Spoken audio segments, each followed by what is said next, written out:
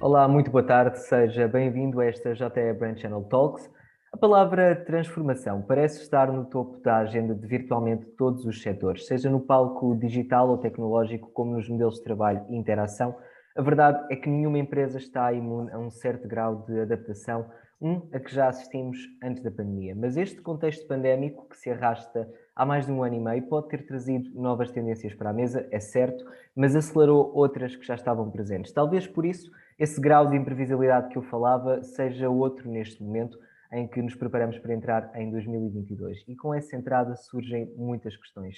É no setor da contabilidade que nos focamos hoje e por isso são nossos convidados e passo a apresentar João Marcos Rita, Managing Partner da Azure Portugal, Rui Pedro Almeida, CEO da Moneris, Tiago Nunes, Diretor da Gestão de Operações e Administrador da Nucase e Vítor Pingo, CEO da Cloudware. Sejam os quatro muito bem-vindos e desde já muito obrigado por terem aceitado o nosso convite. João Marcos Rita, eu gostava de começar por si. A pandemia obrigou aqui o mundo, de certa forma, a isolar-se. A tecnologia permitiu, em muitos cenários, vencer esse isolamento, mas de que forma é que imagina que a tecnologia possa aproximar ainda mais empresas e clientes? Olá, antes de mais, boa tarde a todos. É um gosto participar aqui neste vosso evento e agradecer a oportunidade que dão à Azul Portugal de estar presente neste evento. É verdade, o que eu acho é que este contexto pandémico que atravessamos e continuamos a atravessar e não se vê fim à vista para o mesmo, veio de facto acelerar a implementação de determinado tipo de procedimentos. No nosso caso, em concreto, nós mesmo antes da pandemia, e estávamos longe de adivinhar exatamente o que é que iríamos ter pela frente, nós felizmente fomos-nos munindo de uma série de ferramentas de trabalho que de alguma forma facilitaram o processo de transição para a fase pandémica, em que tivemos de estar todos afastados uns dos outros, não só entre nós e equipa, mas sim verdadeiramente afastados fisicamente dos nossos clientes. E essa aceleração de procedimentos penso que vai continuar a existir e a tendência é ser cada vez mais acentuada. Ou seja, o caminho já lá estava. A tecnologia, penso que terão todos a mesma opinião que eu, era um traço marcante nesta área da contabilidade. O Vítor Pino saberá isso melhor que eu, com certeza. Mas dadas as circunstâncias que todos nós vivemos, tivemos de alguma forma nos ir capacitando e de arranjar mecanismos de conseguir ultrapassar os condicionalismos que todos estivemos a viver e de alguma forma ainda vivemos nesta altura, de forma a conseguir trabalhar no nosso dia-a-dia e a conseguir continuar a conseguir dar resposta aos nossos clientes. Portanto, eu acho que, obviamente, que a tecnologia, mais do que nunca, vai estar presente neste setor de atividade, no qual nós nos inserimos e os meus colegas que aqui estão também terão com certeza a nossa opinião, e acho que essa tendência vem inevitavelmente para ficar. Portanto, na minha opinião, eu penso que quem não arranjar agora uma forma de agarrar esta oportunidade, porque eu considero que isto é uma oportunidade, tudo isto que temos em mãos é uma forma de conseguirmos continuar a agarrar o futuro e não ficar para trás, porque existem determinados setores de atividade que por si só já estavam sistematicamente à frente e numa evolução constante e permanente. Eu penso que no ramo da contabilidade em concreto, que é sobre isso que estamos no fundo aqui a falar hoje, eu penso que essa aceleração é um dado completamente adquirido. E penso que hoje em dia, com todas estas ferramentas e estes softwares de gestão e de contabilidade que nos permitem dar uma resposta cada vez mais efetiva, rápida e consolidada aos nossos clientes, veio de certeza impulsionar o setor pelo menos para os próximos anos.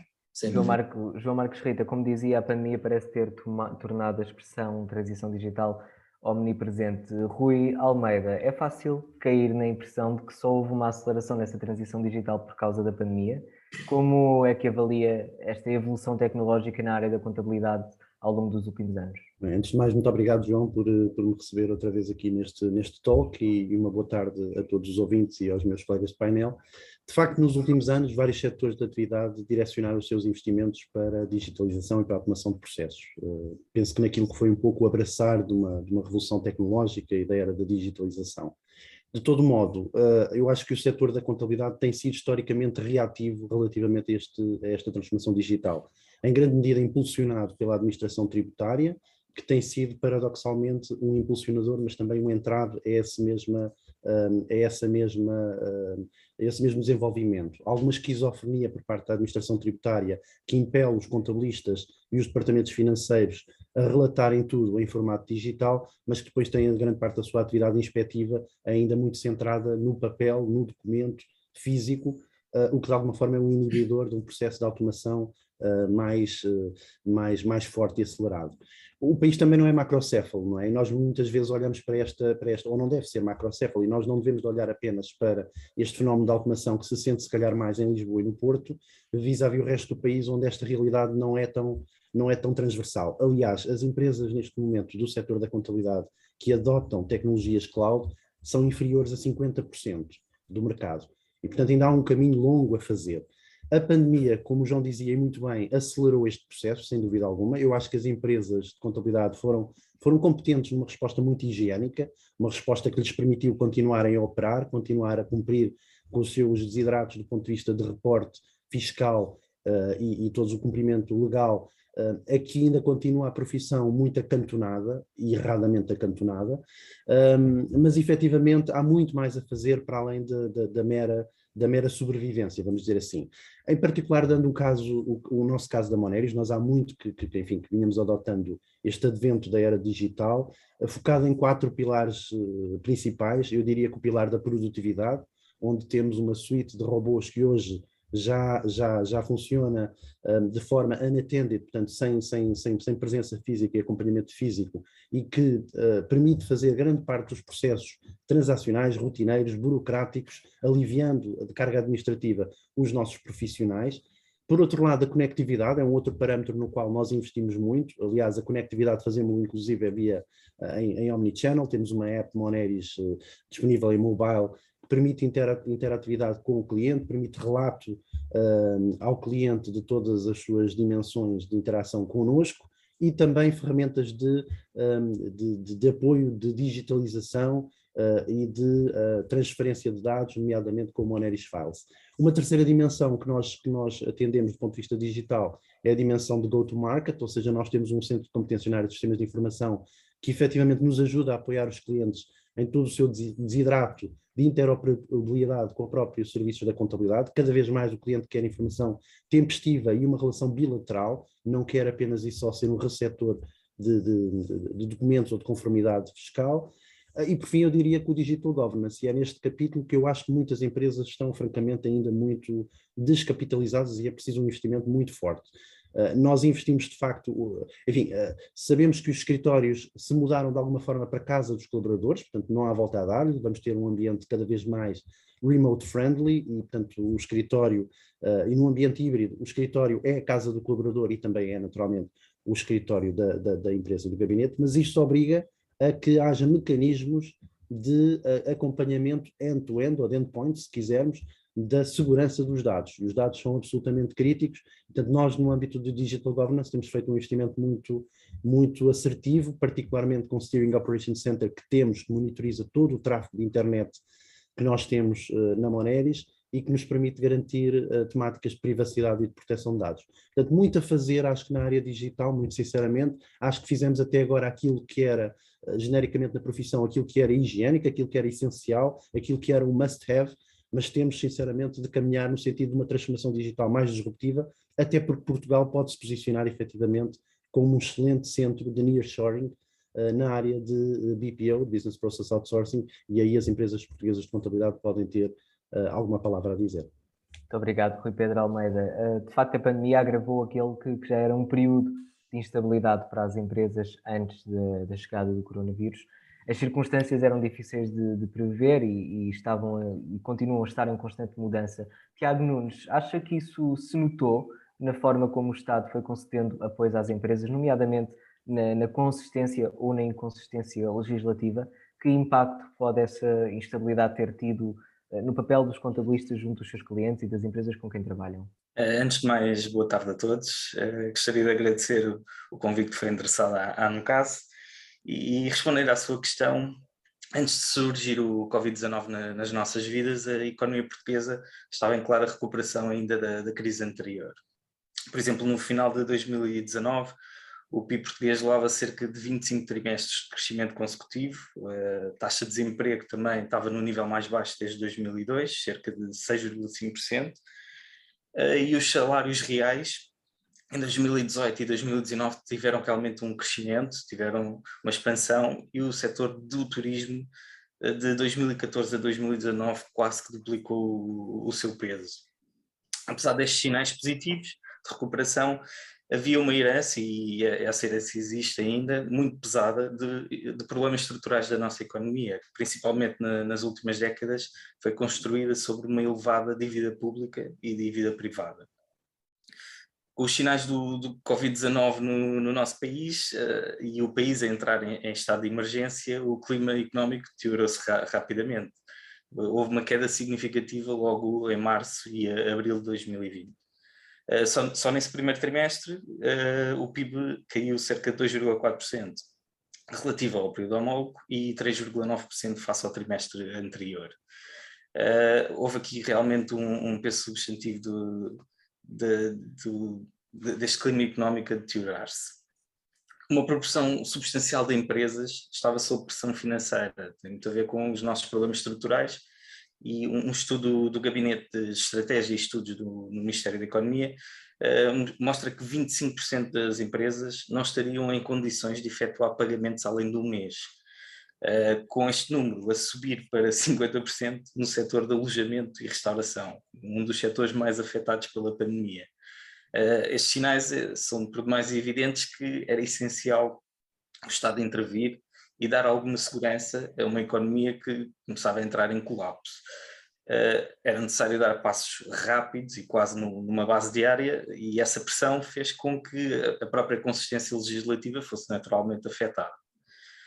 Foi um período muito conturbado, o que seguiu, principalmente nestes primeiros meses, sendo muito confuso para as empresas como é que seria, por exemplo, o acesso aos apoios, como é que seriam capazes de se manterem em funcionamento, e gerou-se algum sentimento de desespero, né, neste sentido. Muito obrigado, Tiago Nunes. Vítor Pinho, já apesar disto tudo, a realidade hoje, prestes a entrar em 2022, é diferente, e percebemos que a tendência da digitalização, de que falava o Rui Pedro Almeida antes, veio ajudar em muito este cenário. Já ninguém consegue contrariar muito esta ideia de que a digitalização é o futuro de qualquer área ou setor profissional. O que é que já está alcançado e o que é que falta alcançar nessa medida, especificamente na vossa área, na área da contabilidade? Muito boa tarde e obrigado também pelo convite de estar aqui neste fórum. Portanto, o que acontece, as redes foram evoluindo, os sistemas foram evoluindo, portanto, mas tradicionalmente a contabilidade é feita num sistema de informação separado do sistema de informação da empresa. Portanto, isso, nesses sistemas legacy, portanto, cria enormes barreiras na comunicação de informação e na automatização da forma como a contabilidade é feita. Portanto, a internet e as plataformas colaborativas vieram a trazer uma nova realidade a este aspecto, como é o caso do sistema que nós desenvolvemos para a Ordem dos Contabilistas Certificados, o TOC Online, que veio conseguir, de certa forma, aproximar, portanto, as empresas e colocá-las a trabalhar lado a lado com o seu contabilista. Portanto, as empresas estão a fazer as suas faturas, os seus documentos, portanto, e ao mesmo tempo estes documentos estão a ser contabilizados no mesmo sistema de informação.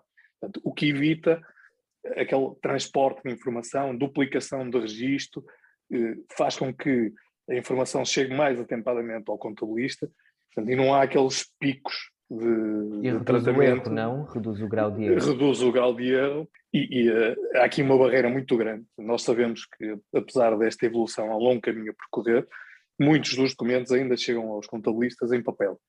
E o papel é um entrave enorme nestes processos de automatização. Há aqui uma grande oportunidade, nós temos que olhar também para as oportunidades que nos surgem. As faturas a partir de 2022 todas vão ter um QR Code que permite uma leitura automática da informação desse documento,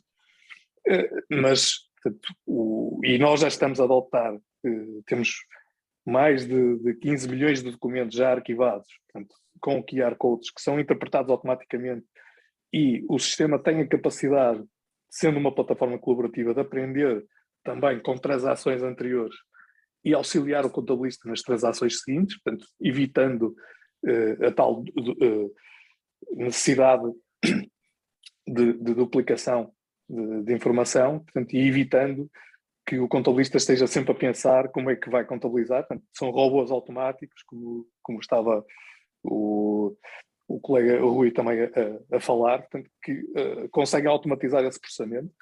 E hoje em dia, com uma app, portanto, o empresário vai ao restaurante, tira uma fotografia à fatura e os nossos sistemas automáticos já conseguem perceber isto é uma fatura de almoço e contabilizá-la automaticamente e arquivá-la digitalmente e conjugá-la com o extrato bancário que tem a saída do dinheiro do banco e fazer uma reconciliação também automática que não é feita através dos tradicionais extratos em papel que são entregues ao contabilista e que muitas vezes o contabilista depois tem dificuldade de picagem. Estes processos manuais de registro das compras, registro das vendas, registro ou reconciliação bancária, são de facto as grandes preocupações que nós sentimos no terreno quando falamos com os contabilistas e com a dificuldade que eles têm no processamento da informação com vista a um reporte fiscal que cada vez é mais e mais curto e mais exigente.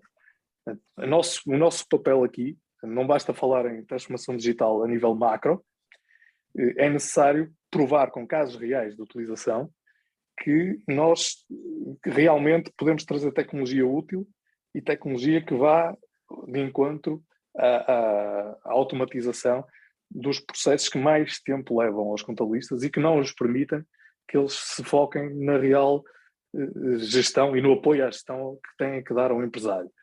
Os contabilistas estão completamente afogados neste trabalho de registro repetitivo que será substituído por robôs e têm que se libertar desse trabalho para conseguir estar muito mais lado a lado e do empresário, portanto, do real apoio à gestão. Acho que esta é a nossa visão, o nosso desafio. Há um longo caminho a percorrer na modernização da transição digital, tanto no Estado, portanto, a interação com os web services da Autoridade Tributária, da Segurança Social, portanto, os sistemas tendem a ser mais integrados, mas é necessário que estes serviços, microserviços de reporte, funcionem efetivamente. E nós temos uma série de dificuldades, barreiras, pela falta de modernização destes sistemas. Um exemplo claro, estamos a introduzir QR codes nas faturas. Não há necessidade nenhuma de nós obtermos as faturas em papel. Eu vou ao restaurante almoçar, indico o meu NIF, a fatura já deveria estar no endereço eletrónico da minha empresa, no meu contabilista e dentro do sistema da minha empresa. Não, ainda são barreiras que não se justificam olhando ao estado atual da tecnologia. Muito obrigado, Vítor Pinho. Eu gostava de pegar numa questão que referiu e que o Rui Almeida referia há pouco para colocar aqui uma questão ao João Marcos Rita, que é, fala-se aqui de robôs, de centros automatizados que não precisam de qualquer interação humana, não dependem, portanto, de supervisão humana. João Marcos Rita, no meio deste processo de digitalização, de tanta modernização a que vamos assistindo, podemos correr aqui o risco de também assistir a uma despersonalização do trabalho? Como é que se mantém a componente humana no centro de um setor que se assume cada vez mais digital? O risco há sempre, embora eu pense que isso depende da atitude de cada um. E eu acho que, assumindo a atitude correta e os procedimentos corretos, esse risco fica minimizado, pelo menos. Não digo ultrapassado, mas no mínimo minimizado. Eu se calhar tentava agarrar aqui nas palavras de tudo o que os meus colegas aqui tiveram a dizer, porque de facto o que é que acontece? Agarrando no que o Vítor Pinho disse, nós de facto hoje temos um manancial de ferramentas que nos permite aumentar, ter ganhos substanciais de produtividade que aqui nem sequer há 2 ou 3 anos tínhamos, quanto mais há 10 anos.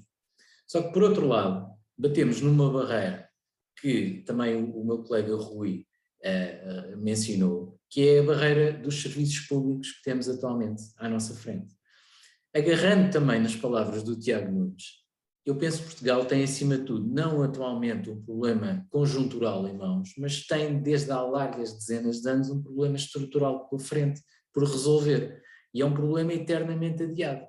Portugal precisa de N reformas em N setores, não vale a pena estarmos aqui a especificar, porque não é essa a temática de hoje, ficará para uma eventual outra oportunidade.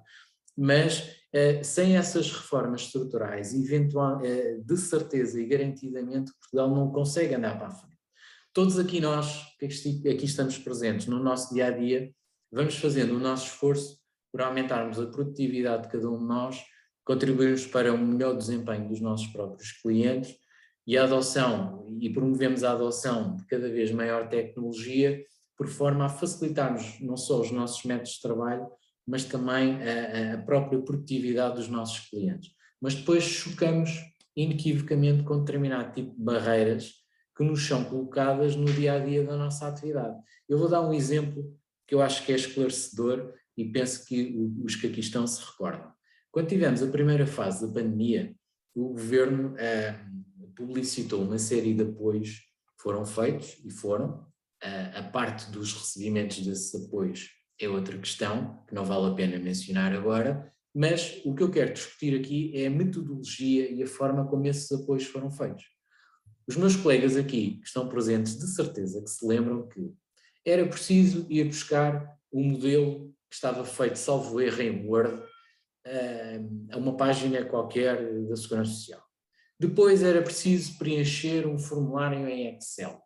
Essa página em Word ou PDF, já não me recordo que entretanto eu mencionei, era preciso ser impressa. O contabilista tinha que a preencher à mão. Depois tinha que a digitalizar para poder enviar ao seu cliente.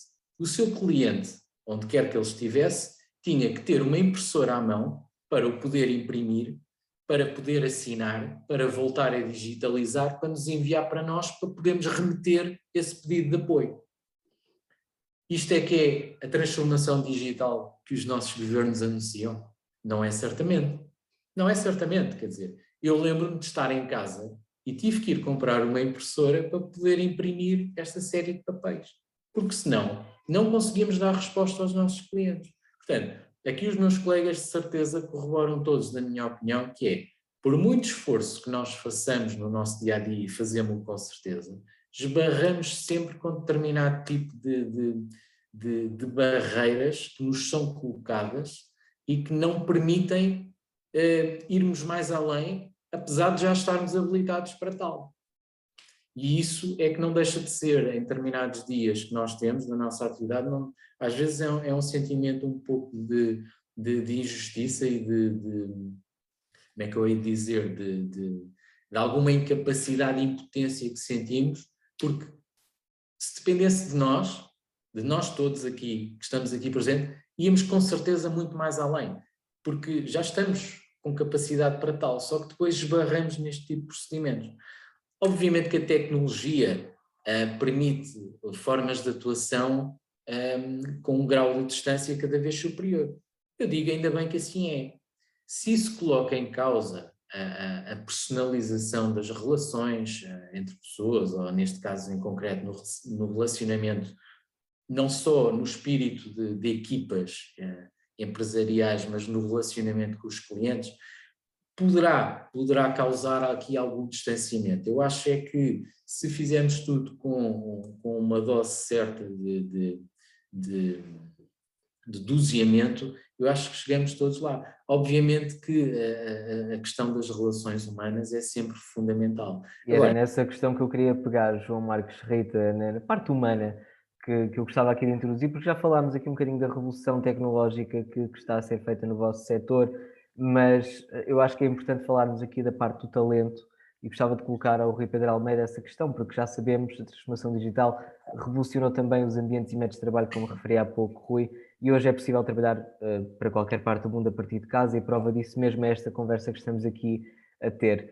Pensa que isso gerou mais pressão para as empresas na hora de recrutar talento, uma vez que a concorrência acaba por ser cada vez mais global? Qual é que deve ser, na sua opinião, a estratégia de angariação e retenção do talento neste contexto? João, é uma pergunta muito, muito pertinente, à qual vou ter muito gosto em responder, mas se me permite, vou só fazer uma ponto com aquilo que disse o Vítor e aquilo que disse o João Vita. Claro. Muito interessante o que foi dito, porque deixem-me dar o exemplo do Reino Unido, que fez durante cerca de 5 anos um projeto de Making Tax Digital, em que basicamente tornou toda a conformidade fiscal automatizada em regime de cloud, e que permite justamente que estas funções e estas transações, que são em grande medida feitas no back-office, não é? E que não têm grande visibilidade ou exposição perante o cliente, são mais uma vez muito higiênicas, permitam-me usar a expressão, muito funcionais, que sejam feitas de facto de forma perfeitamente automatizada, nomeadamente ao nível da submissão fiscal, não há submissões de SAFTs ou o que quer que seja, portanto há uma interoperabilidade total entre as diferentes plataformas, que permite que a submissão fiscal seja feita de imediato quando a transação ocorre. É muito interessante isso, e isso permite, efetivamente, eu acho que dar uma experiência aumentada, outro sim, aos clientes, porque justamente os recursos não estão focados em tarefas de back-end, mas estão focados em tarefas, ou podem estar focados em tarefas de valor acrescentado e de interação com o cliente no serviço de apoio ao cliente. E, portanto, só fazer essa ponte entre aquilo que é a dimensão digital e a dimensão humana no contacto com o cliente, que eu acho que pode, outro sim, ser aumentada e não prejudicada, ok? Relativamente a esse fenómeno que sentimos nos recursos humanos, é mesmo muito interessante, porque inclusive o Financial Times está neste momento a fazer uma série que se chama Where Did All the Workers Go? Porque basicamente isto é um fenómeno que está a sentir em todo o mundo ocidental. No Reino Unido, nos Estados Unidos, também na Europa um pouco menos, enfim, mas em Portugal claramente sim. Parece que a pandemia de alguma forma fez com que o mercado de trabalho encolhesse. Por vários fatores e em vários setores de atividade, não há uma explicação única. Na nossa profissão, e concentrando-nos aqui, nós temos uma profissão que é extremamente envelhecida. Mais de 20% dos contabilistas têm mais de 60 anos, menos de 3% têm menos de 30 anos.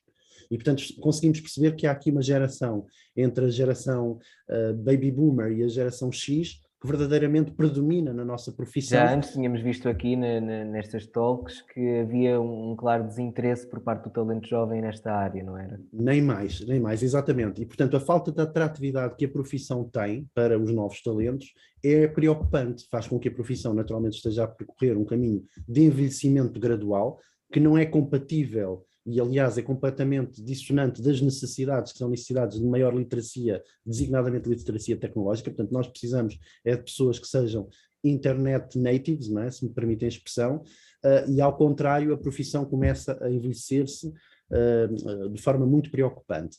Acresce que as pessoas que estão na profissão muitas vezes procuram sair da profissão e sair para aquilo que nós normalmente designamos por cliente final, ou seja, para um departamento de contabilidade, um departamento financeiro, onde a responsabilidade e a necessidade de tempo seja mais balanceada, portanto onde se consiga um work-life balance e um work-life blend mais adequado, e portanto é um desafio tremendo da profissão, é o tema da atração e da retenção de talentos. Como é que nós na Moneris o estamos a tentar endereçar? Bom, desde logo nós estamos a procurar fazer uma aproximação muito clara à academia, entenda-se às faculdades, aos institutos politécnicos, aos institutos de emprego. Estamos a fazer um mapeamento, um autêntico mapeamento nacional de talento, porque como vocês sabem, nós estamos, enfim, presentes em cerca de 10 distritos do país, portanto são 18 escritórios espalhados pelo país e, portanto, os desafios são desafios diferentes e que têm que ser articulados em todo o país, com políticas de facto de aproximação à academia que nos estão a permitir, por um lado, uma reciprocidade na partilha do conhecimento, estando envolvidos com a academia, quer no âmbito da qualificação, do reskilling e do upskilling dos nossos próprios talentos, quer na capacitação de encontrar de forma mais tempestiva os novos talentos que estão a emergir e que estão à procura de experiências profissionais nessas universidades, nessas faculdades, nos politécnicos, etc. Depois estamos também a procurar de uma forma muito clara uma política de diversidade e de inclusão. Isso para nós é muito importante a todos os níveis e estamos também à procura de facto de pessoas que possam ter perfis complementares dentro das nossas organizações, perfis diferentes e que possam acelerar também o conhecimento, a partilha dentro da nossa organização. Aliás, nós temos aqui alguns padrões que gostamos de acompanhar na Moneris, no que diz respeito à retenção e que passam muito pela contribuição e pela partilha dos nossos talentos, pela evolução da carreira, pela temática da retribuição, cada vez mais assente em componentes variáveis também, em scorecards, em meritocracia e, por fim, a formação e o desenvolvimento. Portanto, achamos que, efetivamente, numa organização também ela mais, enfim, queremos acreditar que um pouco mais sofisticada, mais inovadora, mais irrequieta, assente em maior automação, vai ter necessariamente uma maior atratividade para os novos talentos e isso é absolutamente essencial. Nós não podemos vencer o tema do crescimento e da produtividade sem acelerar a dimensão digital nas organizações e, por outro lado, sem enfrentarmos a temática do reskilling, do upskilling, que se tornam particularmente relevantes quando temos dificuldade em atrair novos talentos com novas competências e, portanto, as pessoas que temos têm que ser efetivamente readaptadas e requalificadas para endereçar os desafios da manhã. Obrigado, Rui Pedro Almeida. E é sobre isso mesmo que eu quero lançar aqui uma questão ao Tiago Nunes, porque falámos aqui um bocadinho da tendência da automação de tarefas e eu gostava de lhe perguntar se isso vem libertar os trabalhadores que antes se dedicavam às mesmas. Estamos a falar de funções, de um volume de trabalho imenso que agora é automático e isto significa que se calhar estes profissionais, aliás, dentro das vossas empresas têm agora mais tempo, é verdade? Como é que se procede, Tiago, à recondução e gestão do talento dentro das empresas e dentro do setor da contabilidade perante este cenário que, como já percebemos, é um pouco irreversível? Antes de mais, a crise pandémica foi um verdadeiro acelerador tecnológico e evidenciou a nível global grandes vulnerabilidades na cadeia de produção e potenciou estas tecnologias a demonstrarem realmente as suas capacidades num palco mais global e que tinha necessidade de novidade.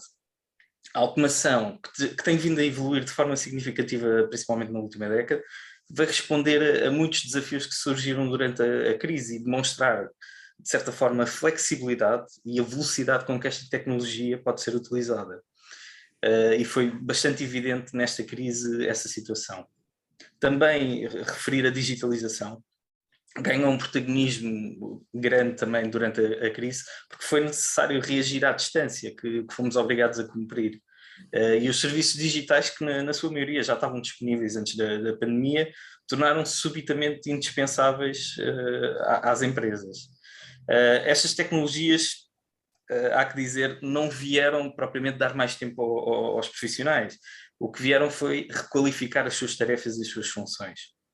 Este é um ponto crítico que deve ser referido. Não interessa ter mais tecnologia se os processos não se tornarem mais eficientes, se não trouxerem maior valor acrescentado. E neste puzzle as pessoas são essenciais.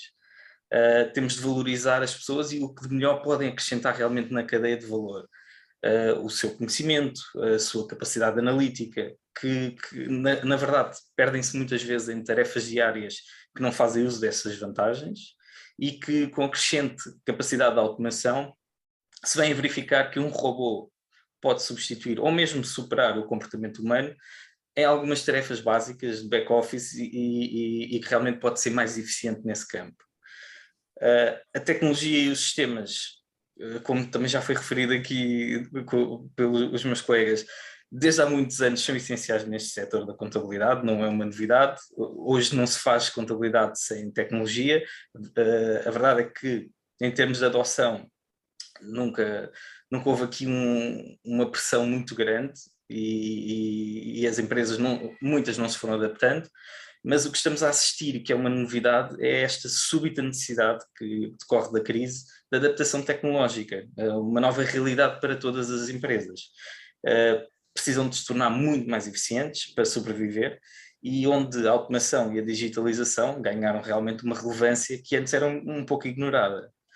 Esta situação criou uma pressão adicional aqui nos profissionais da contabilidade e também já foi referido pelo Rui Almeida, a necessidade de requalificar para um perfil diferente do que era mais habitual aqui neste setor.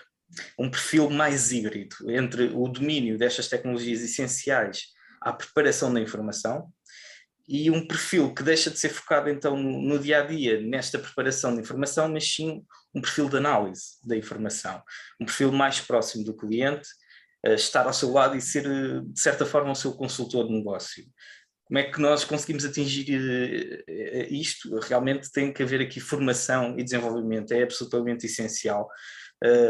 Forçar essa formação e esse desenvolvimento das pessoas, readaptar e requalificar. Muito obrigado, Tiago Nunes. Vítor Pinho, para encerrar esta nossa conversa, quais é que são, já aqui percebemos algumas, mas eu gostava que pudéssemos terminar nesta nota, quais é que são as principais vantagens desta evolução tecnológica que o Vítor identifica para a área da contabilidade e gostava também, se pudesse, ao nível dos desafios que vamos encontrar, talvez já em 2022, o que é que se prevê do ponto de vista dos gestores? Eu começava só, falando em gestão, e tocava aqui num ponto que foi referido anteriormente, no desinteresse dos novos contabilistas pela profissão. Penso que muito do desinteresse dos novos contabilistas pela profissão vem da desvalorização que as empresas, os empresários, dão ao trabalho de contabilidade. Portanto, se as pessoas não se sentem valorizadas pelo trabalho que realizam, necessariamente é menos apelativo, não é, esse mercado de trabalho. E aqui acho que há uma enorme dificuldade pela literacia na gestão da parte do tecido empresarial, que nós temos um tecido muito fragmentado, não é? Que temos 98% das empresas com menos de 10 colaboradores, e estes colaboradores que vêm da área de engenharia, da área de mecânica, que vão para o mercado, portanto, vão criar as suas empresas, não têm o mínimo de conhecimento, muitas vezes, das obrigações que uma empresa tem, dos indicadores necessários para a gestão da sua empresa. Portanto, preocupam-se apenas no que é emitir as suas faturas, portanto, a parte transacional da venda, que é o essencial, e depois nem sequer entendem qual é o trabalho por trás que um contabilista tem e que está muitas vezes a desenvolver para além das responsabilidades que são do contabilista e que deveriam ser, que são da empresa, que deveriam ser tratadas pela empresa e não pelo contabilista. Portanto, enquanto não houver essa visão e os empresários continuarem cegos em relação aos reais indicadores de acompanhamento do seu negócio e se preocuparem apenas com a venda, este trabalho não é valorizado. Portanto, e aqui, mais uma vez, o trabalho só é valorizado se há um acompanhamento, se o contabilista é visto ao lado do gestor como alguém que é o consultor do dia-a-dia, não é? Que vai, de facto, ajudar a desenvolver o negócio. Nós, nos sistemas anglo-saxónicos de contabilidade, quando falamos no sistema de accounting, é um sistema que faz a venda, mas também se preocupa com os gastos, com os custos, com os impostos, tudo, a informação está integrada. Não faz sentido, hoje em dia, existirem sistemas que são apenas focados na venda, não é? São sistemas que, do ponto de vista da gestão, não fazem sentido. Há aqui um grande desafio, que é o hype tecnológico do machine learning e como é que este tipo de plataforma pode beneficiar, não é? E este tipo de tecnologia pode beneficiar o dia-a-dia dos contabilistas. Mas também há um grande medo, e falávamos do fator humano, há um grande medo da substituição do trabalho, não é? Nós, quando vamos a uma portagem, já não temos lá o portageiro, não é? Quando temos um robô a registrar documentos, podemos não ter o contabilista a registrar documentos, mas estas ferramentas devem ser vistas como o robô de cozinha para o cozinheiro, não é? O cozinheiro é o especialista. E ele tem lá a sua bimbi, mas ela vai ajudá-lo nas suas tarefas, mas não o vai substituir. Portanto, ele tem é que tirar partido destas ferramentas para conseguir desenvolver melhor e melhor o seu trabalho. E aqui, portanto, nós com uma plataforma com já quase 10 anos de existência, com mais de 130 mil empresas a utilizar, temos milhares e milhares e milhões de transações que vão alimentar ou que estão a alimentar algoritmos de machine learning. Portanto, estes algoritmos são mais inteligentes consoante a informação que lhes é fornecida para o treino e que nos vai permitir ter sistemas, e estamos a investir muito nesta área de investigação com a universidade, em sistemas de forecasting de gastos, forecasting de cash flow, forecasting de vendas, que permite que a empresa consiga olhar para o futuro de uma forma automatizada, portanto, sem ter que fazer a elaboração de um orçamento manual, não é? de controlar e atualizar esse orçamento, e que o sistema permita dar insights sem que o empresário tenha que andar a fazer dig da informação e análise aprofundada para conseguir descobrir coisas como daqui a 3 meses, se isto continuar assim, tu tens que pedir um financiamento. Não vais ter cash flow naquela altura, ou atenção que estás a ter uma grande quebra de vendas neste produto em particular. Os sistemas, quando têm que trabalhar para nós, não é? E não têm que nos gastar tempo. E cada vez o tempo dos empresários destas empresas é mais curto. Portanto, eles é que nos têm que dar insights, como hoje em dia os nossos carros nos avisam com uma situação de perigo. É esta a tendência e é este o grande desafio tecnológico que se impõe, portanto, nos próximos tempos na nossa área. Muito obrigado, Vítor Pinho. Muito obrigado também, Tiago Nunes, João Marcos Rita, Rui Pedro Almeida, por esta conversa. Foi sem dúvida interessante e cá estaremos em 2022, esperemos, para ver como tudo corre. Muito obrigado aos 4. Obrigado. Obrigado. Obrigado. Muito obrigado também a si que esteve desse lado a assistir. Sabe que pode ver e rever estas e outras JTE Brand Channel Talk sempre que quiser, na JTE TV do Jornal Económico, no Facebook e no YouTube. Da minha parte, desejar-lhe uma boa tarde. Obrigado.